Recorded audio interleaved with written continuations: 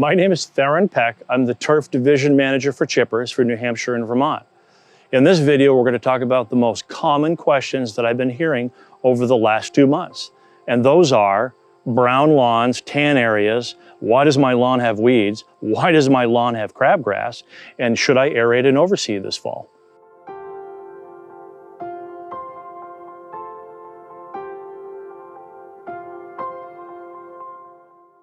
One of the most common questions that I'm getting during the summertime is why is my lawn brown or why does it have tan patches? Again, that's an excellent question. That is primarily due to the high soil temperatures. Once soil temperatures reach into the 80s, turf roots will actually stop growing, and then the tops will brown out and the plant shuts down as a protective measure so that it doesn't succumb and die. And this will happen in hot spots where there's gravel or sand or buried ledge, or areas that are just really sandy, or the lawn is thin and in poor condition. So a brown or a tan area of lawn generally has heat and/or drought stress. And the only way to correct that is to water for about 45 minutes to an hour every day for the first week, and then alternate every other day in the second week. Once your lawn turns tan or brown, it's going to take 2 to 3 weeks to restart those plants. A lot of people have been asking me over the last couple of months why their lawns have so many weeds in them, and that's really a good question. There's a couple of things that create this situation. One is the high heat and the humidity and a lack of water. So essentially what happens is the lawn dries out. The crabgrass barrier that you probably had applied in the springtime basically begins to break down prematurely, and you will get annual weeds like black medic and oxalis and spurge, among other things.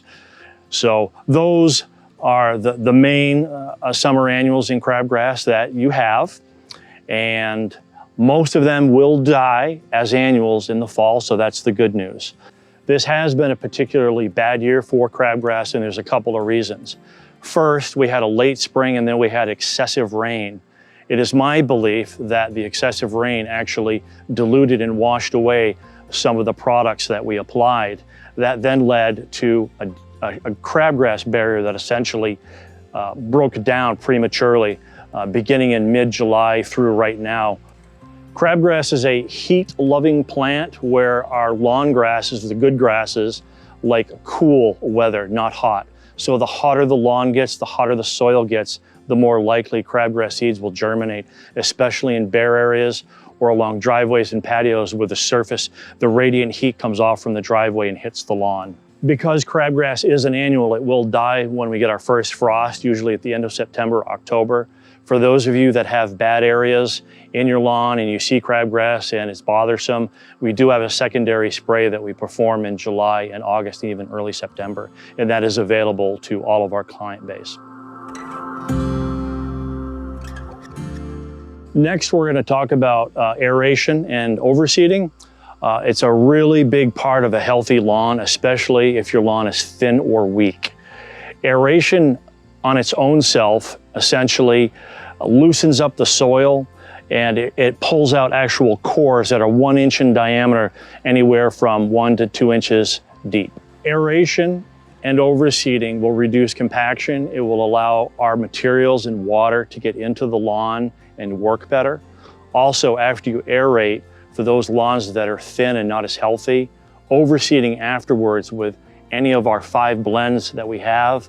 We actually specify in different areas of your lawn what seed to be used. So if it's shady, we use shade seed. If it's full sun, we use sun. Drought, open field, gets really hot, we'll use our drought tolerant grasses. So it's not one blend, it's not one thing fits all, So aeration and overseeding, I recommend it to everyone at least once a year, preferably in the fall.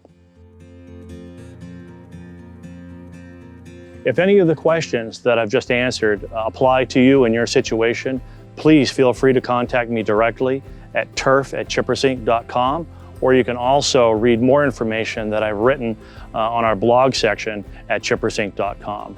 That way, I can talk to you or even visit your property and diagnose what's going on and help you.